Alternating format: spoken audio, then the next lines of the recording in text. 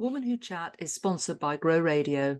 Grow Radio is an online radio station dedicated to bringing you a different podcast on the hour, every hour. I'm proud that Woman Who Chat is played on Grow Radio every Tuesday at 3 p.m. and Friday at 8 a.m. and to be a part of their podcasting community. If you want to listen to the station, explore their shows, check out many of the blogs to improve your podcasting skills, or get your podcast onto Grow Radio, head over to growradio.uk today. Welcome to Woman Who Chat, and today I'm doing something a little bit different. You'll see if you're watching this on YouTube that I've got a few friends with me, and if you're listening, you're going to hear some introductions from my team. Now, this month is all about business efficiency, and I thought what better to do than bring on my team who help me be efficient in my business. So I'm going to introduce each of them, and then we're going to have a little conversation. They're going to share some top tips, and we'll see how it goes and whether we have a session of carnage. So I'm going to come to the member of my team that actually produces this podcast, and that's Gary Jones from Grow Radio. Hi, Gary. Hey, Sandra. Thanks for having us on. Give us an introduction then. Tell us what you do. Cool. So basically, I'm Gary Jones from Grow Radio, and I help people tell their story through podcasting. So I basically take the faff out of the procedure and the process of it. So I do the editing, I put together the graphics if needed and all that kind of stuff. I don't do that for Sandra, but I do the editing, and then I just share the links. So basically, the person can jump on a call, have a chat, send it to me, and then forget about it until it gets released. Makes it nice and easy. And that's what I love. And I refer in my podcast to, I've got a little man who can, and he'll just edit it out for me. Gary is the man who can. So it's great to have you on my team, Gary.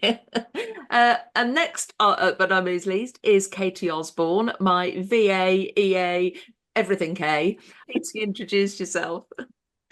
Hi, Sandra. Thanks for having me. Yes, I have two sides to the business. So, the virtual assistant side and the event side, and it just works perfectly with what you have to sort of offer everyone, with creating the sort of graphics, the social media side of things, that sort of links up with Gary and the sort of podcasts. And then obviously the events that you run, whether it's your speaker bootcamps or your masterclasses of some sort, through to the awards. That's it. And, Katy is just there in the background. I constantly pinging her WhatsApp saying, can you do this? Or can I have this? Or whatever. So, and she prompts me to, which is great. But it's just nice to have that person in the background. So I know that everything keeps me on track. And then to Shelley. Hello, Shelley. Thank you for having me here today. So what do I do? Well, I'm the word nerd of the group, aren't I? And I get to step into Sandra's shoes and be her behind the curtain, as it were, and I write your blogs. And then obviously that is helped along with all the themes that you put together, that Katy does with your social media, that Gary does with your podcast. So it's a seamless, just wonderful barrel of fun, isn't it, really? But when I'm not blogging for you, I am helping people write books and also writing my own as well. So proper word nerd, really. It's great. And it's nice that the blogs that you do, you write, and I read them, I think, I would say that. And you write them, and then I can repurpose that as a podcast. Katy can take the theme and run with it for social media posts. It just all interlinks beautifully, which helps me to make my business more efficient. And there's one member of the team missing today. That is John Cleary from John Cleary Photography. And I'm a member of his monthly membership, Be More Visible. And when I go to have my photographs taken each month, I think about that month's topic and try and weave that in. And recently I said to Katy, what photographs am I missing for the graphics? And you'll probably see this soon because we're going to show you the before and after. Katy has been sending me some nice little drawings of ideas for pictures, which is just literally we recently had a team lunch, and Katy's pictures featured heavily. They are wonderful, Katy. Thank you for your inspiration for my pictures, for my graphics. Now, what I love about you guys is that you are all solopreneurs. So I'd like to know how you find being a solopreneur, and also, whether you have teams that you work with, because I'm a solopreneur, I've been bringing people to be part of my team, and you probably all do the same. So Shelley, let's come to you first. Yeah, well, this year it'll be 16 years since I started my own business, and so solopreneur, and it's flown by, absolutely flown by. But I still have moments, even after all this time, of, because the whole point of being a solopreneur is to work around your family or just to be yourself and do your own things.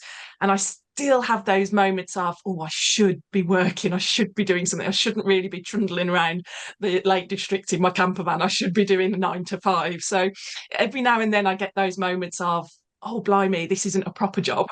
But that's why I became a solopreneur, so that I could fit it in around my family, my kids, and the life that I wanted to lead.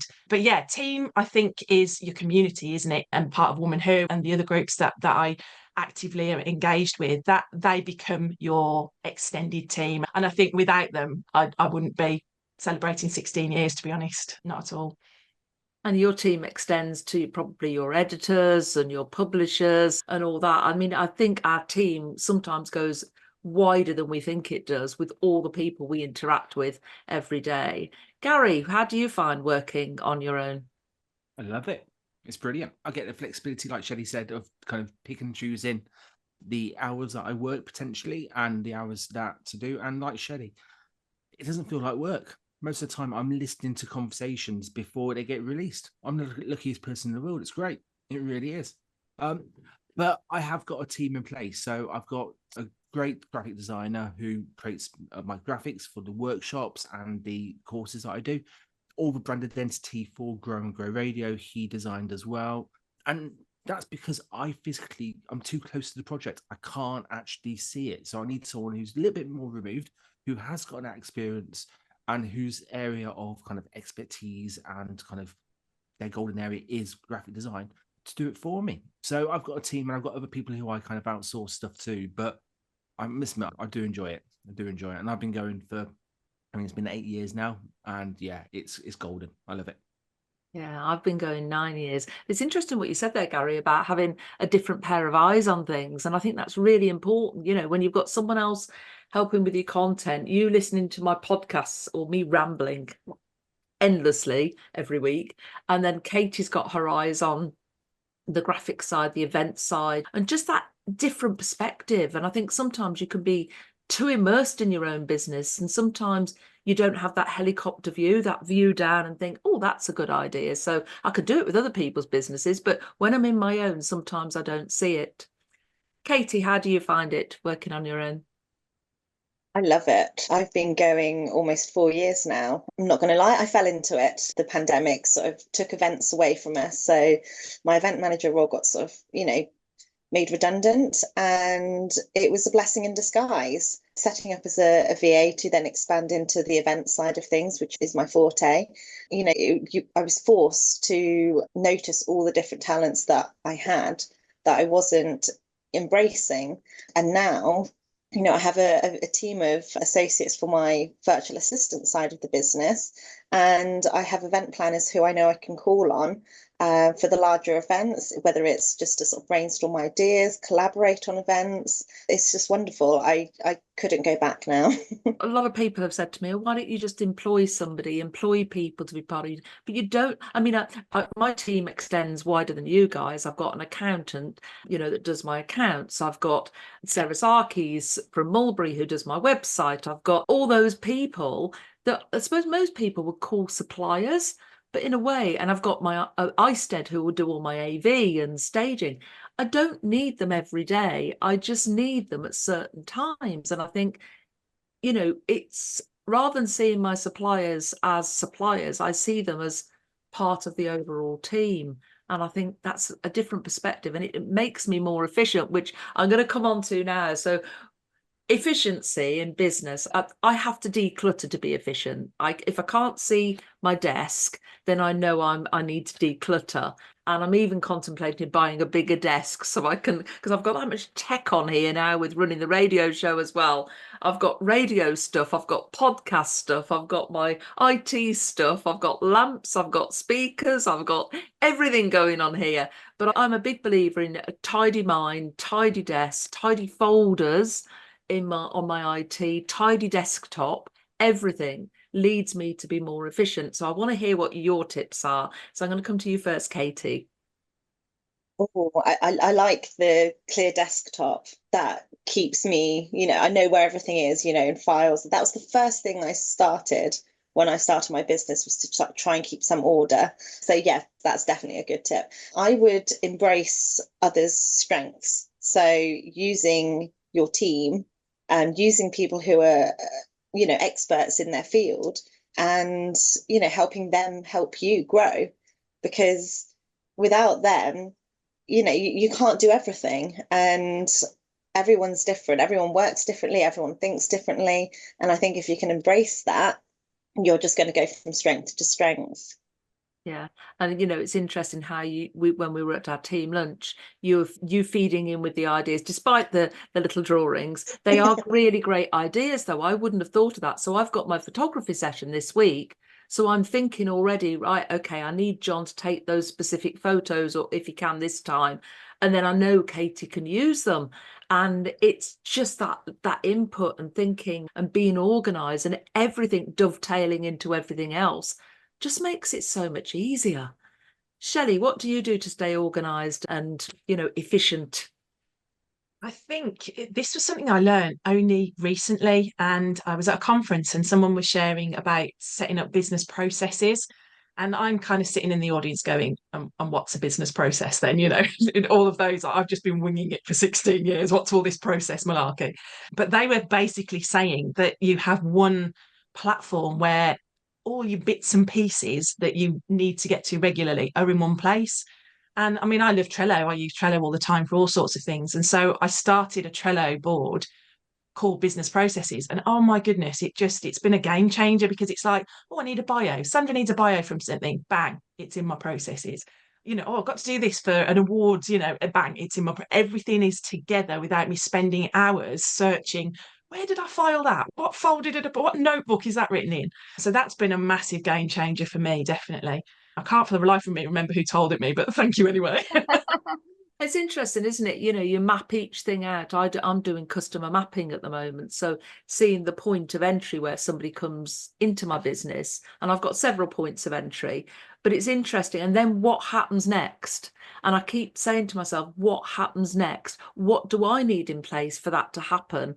What equipment do I need to make that happen? What emails do I need to make that? And it's a really thought-provoking thing. And it can make you, because you can automate some of that. You don't have to physically be hands-on to do everything. And it also helps me have the right, I'm a bit of a tech geek. I'm not very good with tech, but it takes me a while to master it. But I am a tech geek. So my Remarkable has become my savior since I got that back in February. But other tech I'm embracing. I love my Mac, I love Apple, I love the way my phone speaks to my Mac, I love the way that my watch speaks to my phone. It's all connected. It makes life easy, and I think that's the key for me. I need to make life easy to make me more efficient. Gary, over to you. What makes you organized? I don't think I am, but if I was going to give a kind of couple of little bits that I do, I've got loads of ideas and thoughts going in my mind. So for me, it's about getting those out of my mind and onto a to-do list or a form, so I can basically start organizing them. Otherwise, I'll be off on a tangent all the time. I'll be chasing that new shiny object, that new bit of tech, that new bit of software, which would apparently save me time, but I'd never use. So I love to-do lists. I've got a way that I basically organize my days. So I know I use time blocking throughout the day to kind of have different work kind of last periods where I'm literally just focused. And like you, I love tech making it easy. So therefore, just before this call, I put do not disturb on my laptop, and it's gone to my phone and my watch and my phone at the same time. So it's about making stuff as easy as possible, like you said, but getting it out of my mind. So I've got 3 types of lists. I've got the stuff I need to do today. I've got the stuff I need to do in the next week or so. And I've got future ideas as well, which are just future stuff that I'm not even going to touch just yet. But when I've got a bit of free time, a bit of downtime, or a bit of clear space in my mind, I'll revisit the list and just go, okay, what can I do? I also kind of block in, I think similar to yourself, Sandra, blocking 90-day periods. So I know what I'm going to be doing in the next 90 days or in this block, and I know that focus, and I know that how that block feeds into the next block as well and the overall picture. So yeah, to answer your question, I don't think I am organized, but for me, it's about to-do lists and about organizing my time as efficiently as possible. Yeah, you sound organised to me. I mean, I have to-do lists, and every week I Sunday mind dump. And I know people say it's the weekend, you shouldn't. But if I do that Sunday mind dump onto my to-do list, and, every week I look at the last week's and tick off and then start a fresh one, and I can copy that now on my Remarkable. I don't have to physically write it out. But actually having that to-do list really focuses me for the week ahead. And also I get the best night's sleep on a Sunday because I'm not trying to think, oh, I've got to do that. I've got to do that. I've got to do that. Now I'm going to ask you all a question, because I suppose, unlike me, you're all balancing a number of clients. You're all juggling similar things. You don't only work for me, you work for other people as well. So how do you master that? How do you master switching from one person? Because we all must work very differently. We all must sound differently. We've got different voices. We've got different requests. We've got different ways. I mean, Katy, I'm very blunt. I just say, need this, want that. Have you done this? And my style. I'm not being rude or anything. It's just the way I'm on the hoof, and I just ping an idea or ping a request to Katy, and I'm sure it's efficient. Yeah, and the same with Gary. Gary, I'm really sorry I haven't done my show notes again, but he just knows he's not going to get them, or he's going to get them all in one mass when I get round to doing show notes, because everybody hates doing show notes. And Shelley, you get into my head, but you have to get into other people's heads as well. So I'm going to come round to each of you and ask you how you do that. So Katy, how do you get into people's sort of ways of working? It can take time. Firstly, the social media side of things, getting the tone of voices right. However, you have a lot of content out there, whether it's your LinkedIn posts, whether it's your Facebook posts, whether it's your blogs. I can take snippets out of those and it comes out like you. So the more content there is, or that you have, the easier it is to sound like you and pick up on how you talk. Any sort of favorite words that you use, phrases, things like that, then that makes it a lot easier. So the more content you have makes it a lot easier for the social media side of things. And again, like I said, you can repurpose that. Where it comes to the brides and grooms for the private event side, the weddings, that's a little tricky. It's trying to understand their vision.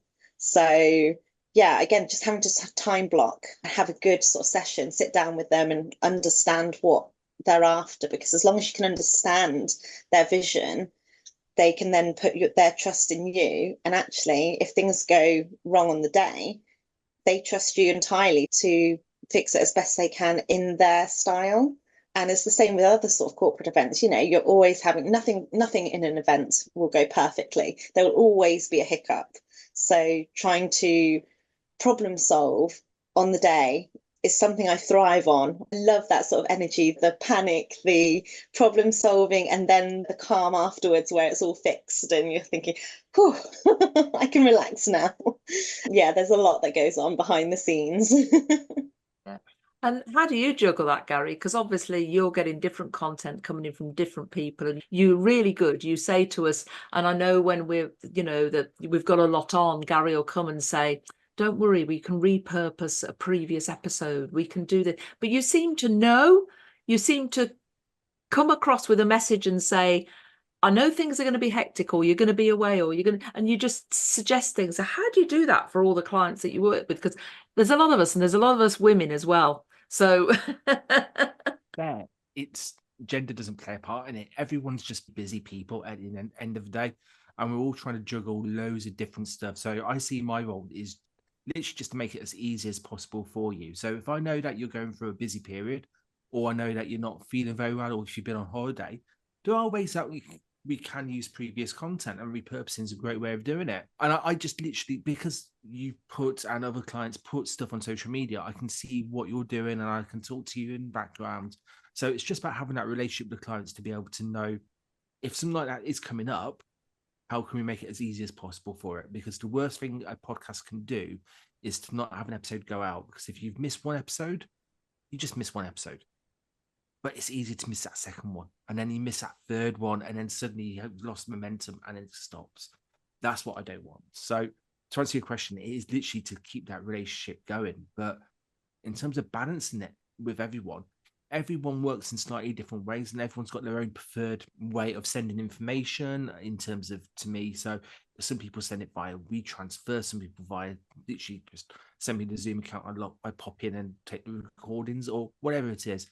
And then other people just prefer just to send them and have a big library. So it's about understanding that client, understanding that person, about the way that they work, and then me slotting into that. So I'm juggling. I've got Google Drive accounts, I've got Dropbox accounts, I've got WeTransfer stuff, I've got libraries on ShareFile, which are all for different kind of clients, because that's the way that they work. So I just try to fit in with what they do. And hey, if it means I learn a new bit of tech or I learn a new bit of software, so be it. It's all good for me. Great. Well, it works for me anyway. So, and I like the way you give me a reminder on a Friday. Have we got an episode for Monday? I'm getting ahead of myself now, though, because what I've found with my podcast to make me more efficient is I have block recording days. So I'm recording 4 episodes today. So that helps me because I'm in flow. I will download them all. I'll get them trimmed. I'll send them to Gary. If I get it in my head, I will do show notes. And that's done then, and then I'll circulate a schedule, and what I'll do is I'll circulate that schedule so that Katie's aware, so she knows about the graphics and how to contact the guests and all that sort of thing. So yeah, it'll be all right, it'll all work out. And Shelley, you write for different clients and you have to get into their voice. What works best for you? I think there's a couple of things because I obviously work for clients with my blogging, but then I also work with clients as they're writing their books. So I think the author part of me is a massive factor in how basically your characters, that's the best way of describing it. My clients are characters. So in the nicest possible way, I stalk you all, I'll go and listen to your podcasts. I'll watch your YouTube videos. I'll watch you at live, on stages, and get to know those isms that Katie was talking about, the language you use, and those little, throwaway comments. I mean, we were talking recently, laughing about, apparently I say sweetheart, don't I, a lot when I was on the co-hosting, which I didn't realise. And I think it's a northern thing from my roots. So it's things like that I'm looking out for, as Katie would be as well, with the social media side, and using that language in the written words so that it does sound like you. And I the best compliment I've ever had from you was you going, oh my God, it sounds like me. And I'm like, that's the whole point. That means I'm doing my job. But with my clients who are writing their books, I get them to tell me, what is it? What's this book that you're writing? Tell me everything about it. And then they'll get into the flow and they're excited. But I can hook into that and I can listen to the excitement where their voice kind of lifts, and I know, right, okay, we can explore that, we can talk about that. But it is, in a way, everybody's characters in this huge story, and that helps me definitely to differentiate between all my clients, and for my books as well. I can drop into being a little old lady as I can drop into being a 90-year-old man as well. It's just a bit random, really. It's great. I've just got this vision now of you having this character board for me, and then saying to Katie, can you do me a drawing of Sandra? I just love Katie, I'll be in touch. Oh, well, sadly, I mean, I could chat to you guys all day, and I love having you on board the Woman Who team, and it just all works and flows right now, it makes what I do so much easier, knowing I've got you sort of lifting me up and holding me up, and sort of all in a different way, but all interlocking, and it just works. And having that team lunch was great. And John, we missed you, and we'll definitely make it that you can make the next one. But just feeding in and your input for ideas as well is really valuable. So that's the end of this podcast, and it's just been great to chat to you all. I ask all my guests to leave us with a top tip or piece of advice. And I'm going to do the same with you guys as well. So what top tip or piece of advice would you share with the audience, either working in your team or being more efficient in business? Katy. Never stop learning. Always, try and do your best to keep learning new tricks, different systems, try different things, and find a way that works for you. Great, love it. Gary. Be consistent, whether it's on a podcast or social media or log in, whatever you're doing. If you're going to be releasing content on a regular frequency, be consistent with it and don't stop. Good one. Shelley. Don't overthink it. I think we talk ourselves out of so much because we're not sure on the how and the what and the where, whereas we literally just said you can find that team out there that can help you. There's a quote I love that is jump and grow your wings on the way down, and that I live by that very much so yeah, don't overthink it. I love that. And I'd say to anybody listening to this, don't think of your suppliers as suppliers, think of them as part of your team, and embrace that team and get your team together. Even if it's on a Zoom call, get your team together, because the little golden nuggets that I get from you guys help me to run my business. So that's all from Woman Who Chat today, and I'll see you again next week. Thank you. Thank you for listening to the Woman Who Chat podcast. I hope you enjoyed it. Join me next week for more inspiration, learning and top tips. In the meantime, visit womanwho.co.uk to find out how you can start your Woman Who journey, or even feature on a future podcast. You can also join the Woman Who Achieves community on Facebook. The link is in the show notes. There, you'll get the opportunity to network, find support and make new connections with over 1,000 women in business. Don't forget to subscribe so you don't miss next week's podcast. And if there are any topics you would like to hear, just get in touch with me, your host, Sandra Garlick.